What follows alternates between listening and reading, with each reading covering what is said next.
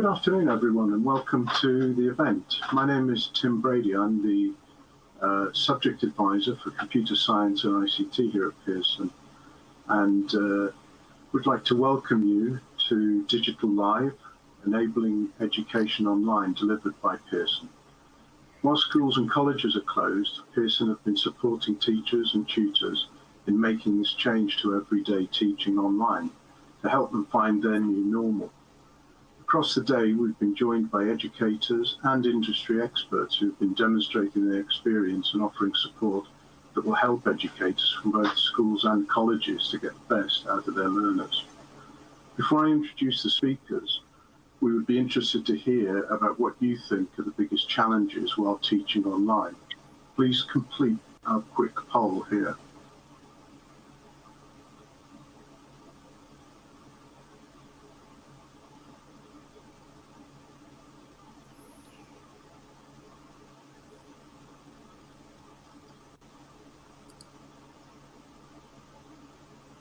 Whilst you're completing the poll, some housekeeping points. All participants have the opportunity to send in questions via the chat box. There'll be an opportunity to answer some during the session. If we're not able to discuss or respond to all of your questions, we will follow up after the event.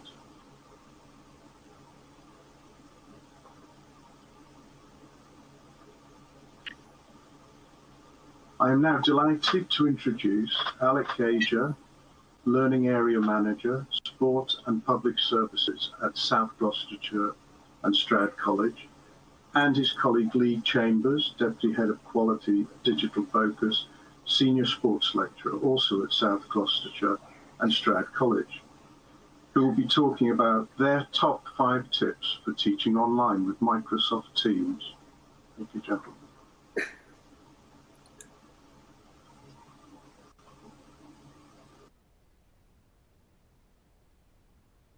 All right, so just to start us off, we're South Gloucestershire and Stroud College, and we're going to be delivering the 5 top tips for teaching online with Microsoft Teams.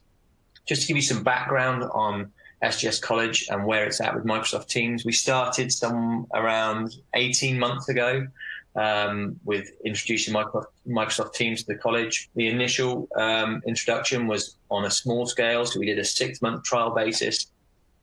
And when we moved to September 2019, we made the whole college go live with Microsoft Teams as our virtual learning environment. So there's a bit of background around how we migrated to this system.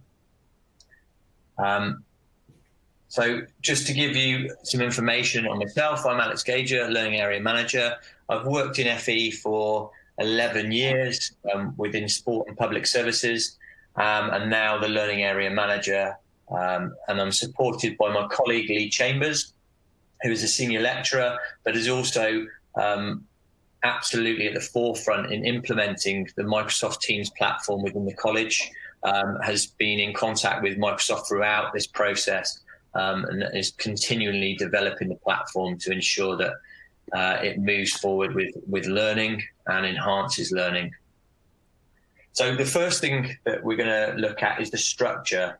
If we could cue video, please, Van.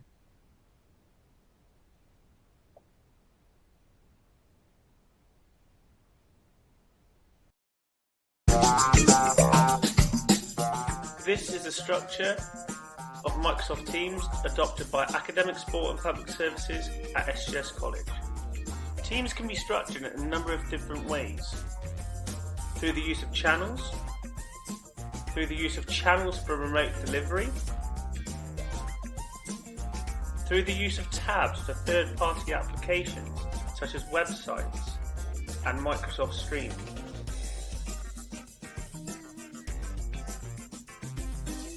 And finally, through the use of private channels.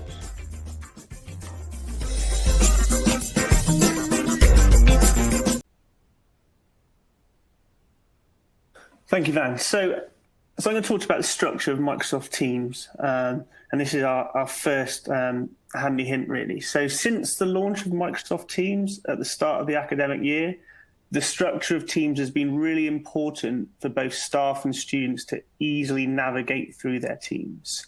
The structure that we've adopted within our department and a number of departments across college has been that units of study or modules are hosted as separate channels. Within these channels, all unit material, resources, and files linked to those particular modules are uploaded to their channels. This allows students to easily navigate between their units of study and find information really quickly. Since moving to remote delivery since lockdown, an effective tool has been staff adding online delivery channels. These channels have been really useful for students to easily access remote materials and webinars, with webinars being posted to these channels. The use of tabs has enabled students to easily locate key information. It's been most impactful. One of the most impactful tools has been Microsoft Stream as a tab.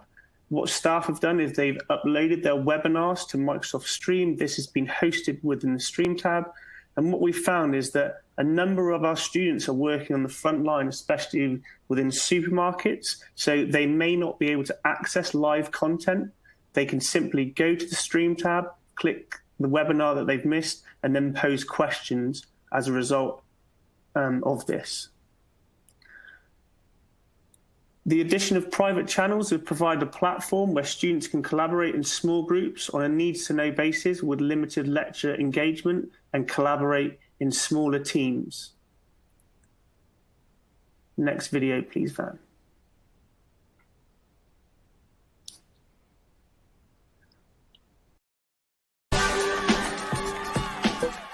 This is how the Sport and Public Services Department at SGS College use Teams for communication.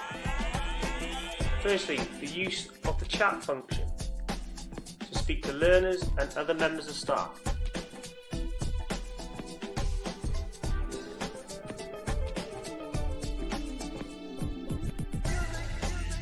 The use of the call function to face-to-face conversation or video chat.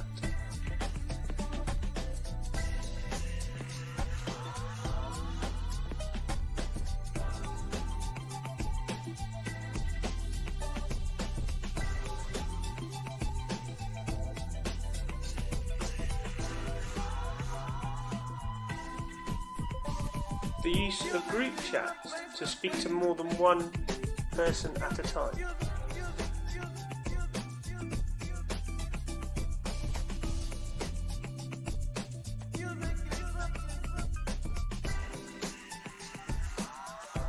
And finally, the use of announcements and app mentions within channels.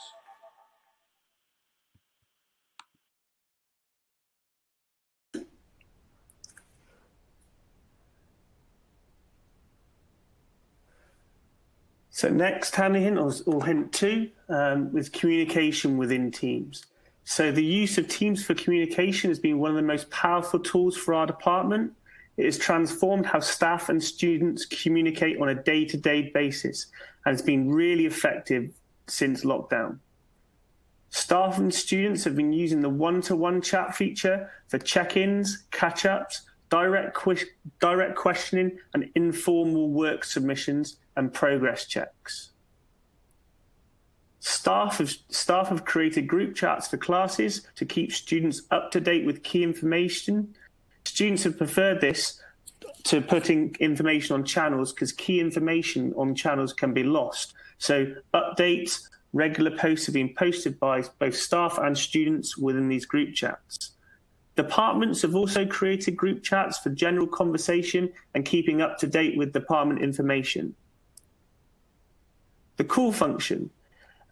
This has been really well utilised within our department, especially within our in-class support workers. A particular example would be with our learners with special educational needs. They've been able to call learners after webinars have taken place and just catch up and make sure that they understand what has been asked of them within that particular webinar. And then finally, the use of announcements and app mentioned. As you hopefully saw from the video, the use of announcements enables a clear structure to your team, and they can highlight key information so learners can easily navigate throughout it. At mentions as well also highlights key information, and you can target either groups or individuals to make sure that they see their notifications. Next video, please, Van.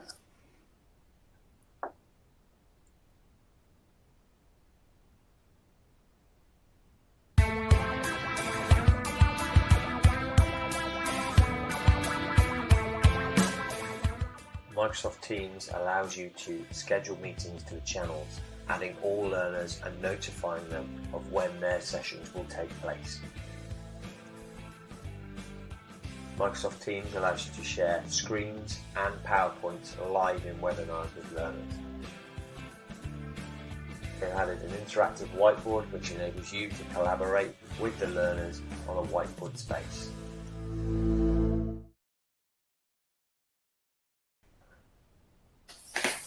Team meetings. So Microsoft Teams evolving all the time, and they're adding new features. When it first launched, it was a very simple feature in the fact that you could just hold sort of a video conference with a variety of number of people in there. However, there are lots of additions that are being made, and especially during this COVID period. In the first instance, the scheduling meetings is absolutely essential. So they have the traditional method, which is the same as creating a calendar slot and inviting colleagues. So if I was going to invite Lee, my colleague, to a meeting, I can just schedule it in Microsoft Teams. Or if I wanted to invite a select number of students, I can do that.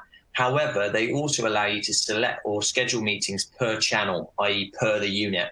So you can select the channel that the webinar is going to be launched from, the day, the time, so that you're almost creating a webinar timetable within the learner's Microsoft Teams.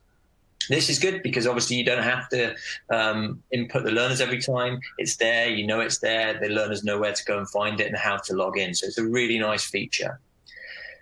The second feature, which I know Lee has touched on already, is the record feature. At the beginning of our webinars, what we do is we record every single one of them right from the off. So the moment a learner joins the webinar is the moment we click the record feature. The beauty of it is obviously that, like Lee said, a lot of the learners are now going to work in supermarkets, and some of them are working for 40 plus hours a week. So they can revisit that content and they can go back and they can look at the learning and then apply it to what they're studying. The other factor is around safeguarding, and actually the safeguarding of learners and the safeguarding of staff, that we have to make sure that that's recorded so that everybody is safeguarded. And that's also an important feature when we're conducting one-to-ones. Every member of staff is expected that they record their meetings and video chats. There's a screen share feature. The screen share feature, which is similar in any sort of online webinar, which is Zoom. You can basically share your screen, you can share your PowerPoint documents, but there is also a whiteboard feature, and the whiteboard feature enables the learners to interact on that as well. So if you're drawing, for instance, in the video example, I was doing ATP, adenosine triphosphate, and I was drawing that up, and I said, well, actually, what happens next? A learner could take over that whiteboard and draw on there too to demonstrate their understanding. I've seen some really good examples with maths during this COVID period. And then the learner-led feature. So when learners are using, or when you set up meetings, you can set them up so that learners can lead them. So for instance, they can share their screen, they can share their video of them. So we've had examples of learners leading fitness instructor sessions, just like Joe Wicks, to demonstrate understanding of how to conduct a fitness session, also coaching sessions, as well as assessments with our foundation and degree learners, delivering them online. Some really nice features that we've seen to try and increase learner engagement, because some of these webinars can be kind of a little bit dry in the sense that we talk into a screen and it lacks atmosphere. So the first things they come in to do is, right, bang, here's a question of sport quiz. They're involved and engaged in that quiz to get some energy into the room. The other thing I've seen people do is music quizzes, although it's not subject specific, it's a starter. It gives them something that they're engaging with the moment that they come through that into that learning environment. And then lastly is what's in the news. We'll be sharing some things in the news, and there could be some discussion points around it. Another feature that we've had is to welcome guests into our webinars so that we get some conversation bouncing off each other. Because what we find is that learners in these platforms, they tend to take the quiet approach, and they sit back and they're watching and they engage through the chat, but they don't necessarily engage through the audio. And when you start to have conversations with others in that room, that starts to get the students and the learners engaging in that conversation through an audio feature. Cue video, please, Van.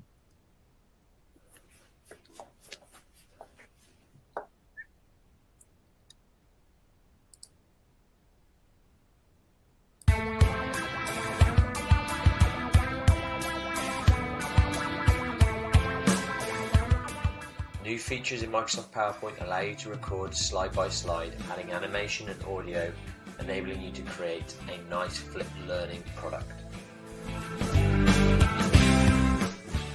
Microsoft PowerPoint has a screen recording feature which enables you to film any document web page and export as an MP4.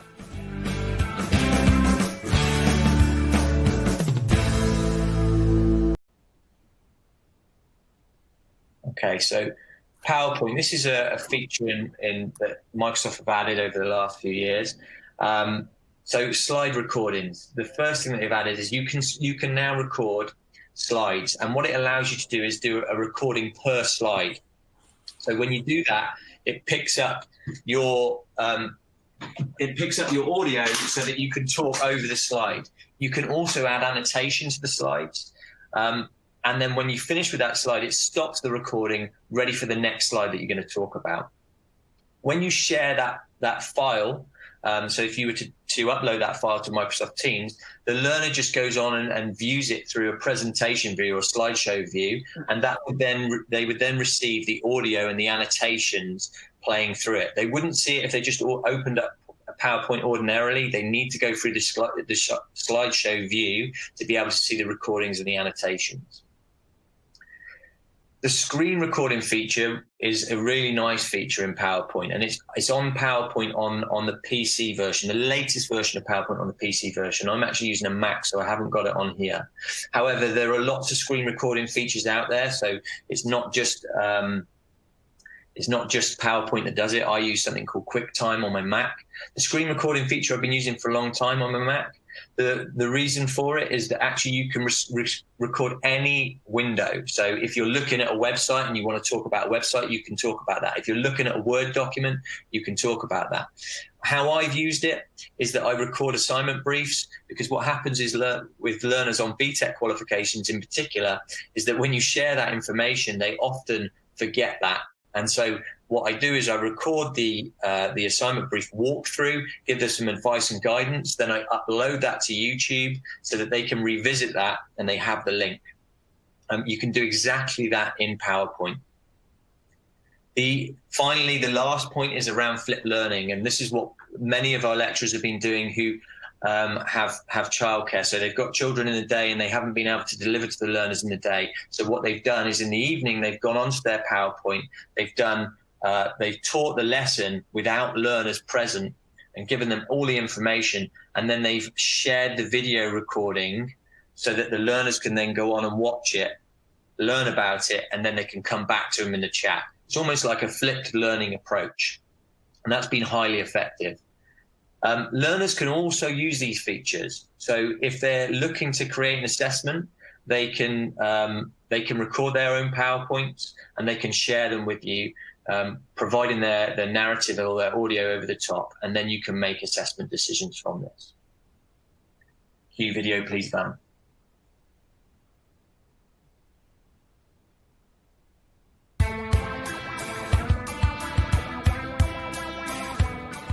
This is Microsoft Forms with SGS College. Microsoft Forms has two options, either to create a survey or a quiz. The quiz feature in Forms allows you to create multiple choice questions which marks immediately, and also open answered questions which you can review.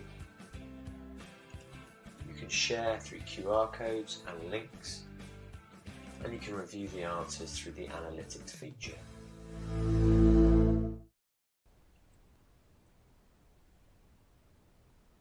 This brings us on to Microsoft Forms.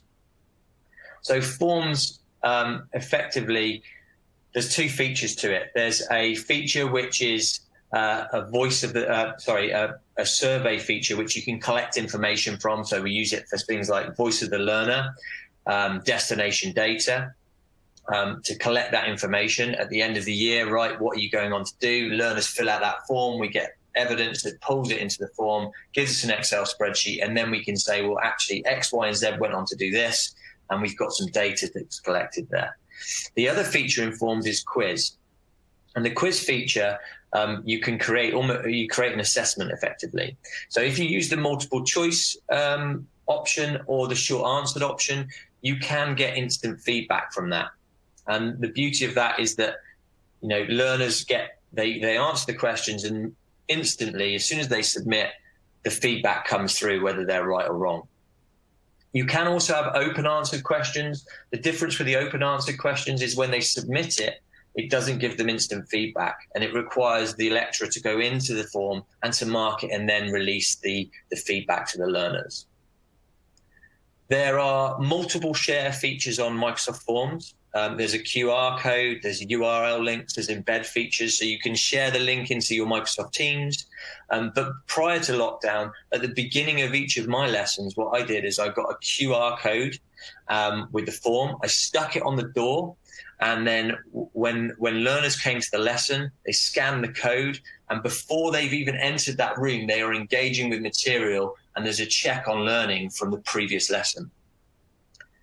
It gives you analytics. So when you go into your form, you will be able to see who's answered what the breakdown is, what the average score is, how long it's taken them to answer the questions.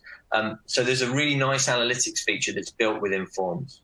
But just because it's Microsoft Forms doesn't mean that you won't have access to it. There's Google Forms, there's Microsoft Forms, and both of these features are free, providing you've got a Google account, a Gmail account effectively, or an Outlook or Hotmail account. They are part of that package.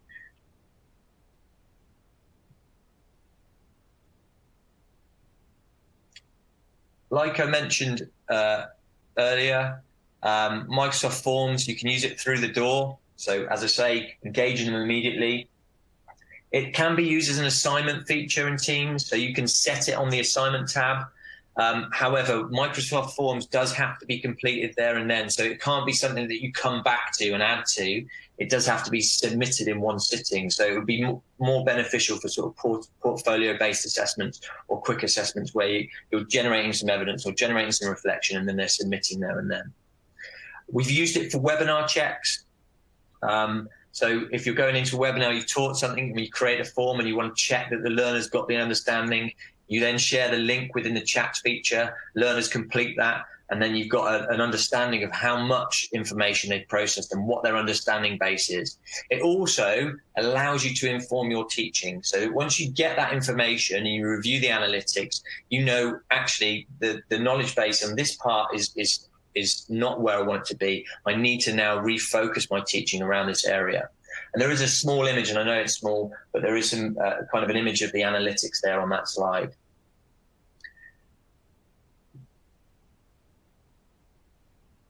The last bit we want to talk about is the analytics of Teams itself. And this diagram here shows what Teams has looked like pre, during COVID. So you can see the months of February and March, there's interaction on Teams just through being used as a VLE. But where you see the spikes increase around the 22nd of March, that is where Microsoft Teams was our primary delivery. And so we were delivering webinars, holding chat features, and you can see that spiky profile there. We have had huge engagement with Microsoft Teams. Learners have been turning up. We've had great attendance across the board. You always have some that go missing, but largely it's been really popular. The bit where you see the spikes dip off there around the April time, that's where Easter break is. And as a college, we had a complete shutdown for that Easter break, apart from touching base with vulnerable learners. So our learner services stayed open, but actually the delivery and everything else was finished. And then you can see it picks back up in April, but it's starting to drop off now because our delivery is starting to come to an end. I held Voice of the Learner yesterday, and the feedback, there was 15 learners across a range of courses. We have 450 learners in sport and public services, and the feedback was very consistent. And one learner said the transition from face-to-face delivery to Microsoft Teams has been absolutely seamless. And I'm delighted to know that that's what's happened, because it says to me that they've had a positive learning experience and they've been able to access everything they would, just as they would in college. Thank you for listening to both myself and Lee. We hope that you've got some value from that session. We welcome you to ask questions.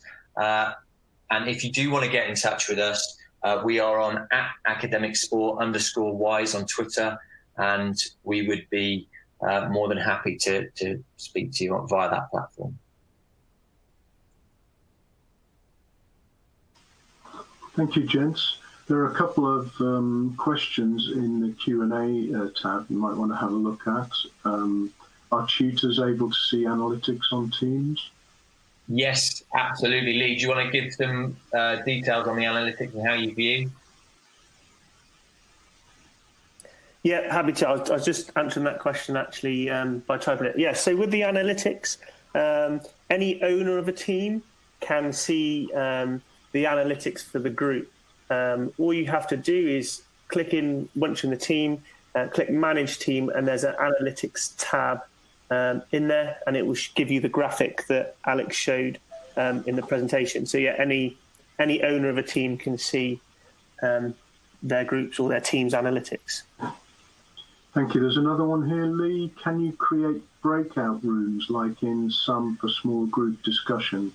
Yeah, so at present, no, but I know this is something that Microsoft are working on. I don't know how much people know about it, but actually Microsoft Teams has come a long way just in the last couple of months in terms of, I think their hand's been forced in terms of introducing more teaching and learning friendly tools within meetings. So, for example, at the start of the year, there was no hands up option. There's limited resource in terms of whiteboard, but those changes have been very quick in turnaround. But I know it is something they're working on at the moment. Ways that, as a department, that we've worked around that is actually allowing learners to dip out of the meeting and have calls themselves and have conversations, and then give them the time to rejoin the meeting. And that's one thing we have done to kind of combat that, really. Great idea. I have tried to set up my own webinar on Microsoft Teams, and it required an encoder. I have no idea how to get around this. Have you ever seen that? I've not seen it. It would be a software issue. We don't deal with some of the back house stuff, but yeah, it would be a software requirement. I don't know the details on that. Just on what Lee said about the update, there is a community on Microsoft Teams, and lecturers and any teaching staff can go on there and post ideas of what they like. And depending on how many people kind of respond to that and get behind it, it tends to push it up the list. So Microsoft then go, right, okay, we're going to start to tackle that as our next project. Here's a fun one. What is the disadvantage for having a channel for each lecturer on a course? I don't know whether the disadvantage is necessarily the right way to phrase it. I think there's a variety of different ways of doing it. The reason why we have channels is because we have multiple units. And so we like to separate out our learning, but we use the general channel as general information to be shared. And then the subject-specific stuff gets filled into the channels themselves, the subject channels. Yeah, and I think kind of going on with that as well, Alex, in our college we have, I don't know, let's say 64 different awarding bodies, lots of different curriculum areas, and no model is the same. So you have to think about what model or what structure will work well for what you're trying to produce. And if it is having individual lectures as channels, great. If it is having modules, you just need to think about what will work well for your department and what you're trying to get across to your learners. That sounds great. We've got quite a few questions which have come in, which are along the lines of, can we watch this again? Is it recorded? Will I get a copy of this? We will be sending everybody by email a link. to catch up to a recording of this session after the event. Oh, there's a good question. Safeguarding. Is a recording the only way to safeguard? That's the college policy that's been adopted at SGS. So the reason for recording is so that it can be viewed back. So if for instance, somebody puts in something and says this happened, the recording should be there, just like you would if you had a call center, and actually it can be reviewed and gone back through. So it's just, for me, I think it's about safeguarding yourself as a member of staff, and also safeguarding the learners so that they're clear that actually this is being recorded, and the behaviours have to be positive behaviours that we'd expect in industry for us, because obviously we're working in an FE environment. So that's the way that the college has decided to take that approach. Thank you, gents. We're going to have to call the session to an end. It's been very well received. Lots of people have put thanks up for lots of food for thought and great tips. I guess they're going to be dipping in, and you may end up getting some questions after the event as well. So thanks to you, Alex and Lee, and thank you to all you delegates who've attended.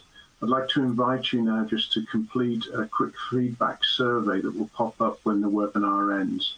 And I'd encourage attendees to engage with us on social media using hashtag Pearson Digital Live, and have a look on the final slide. It will have a link to the website where you can get more information. So thank you from me and from your presenters today. Thank you. Bye.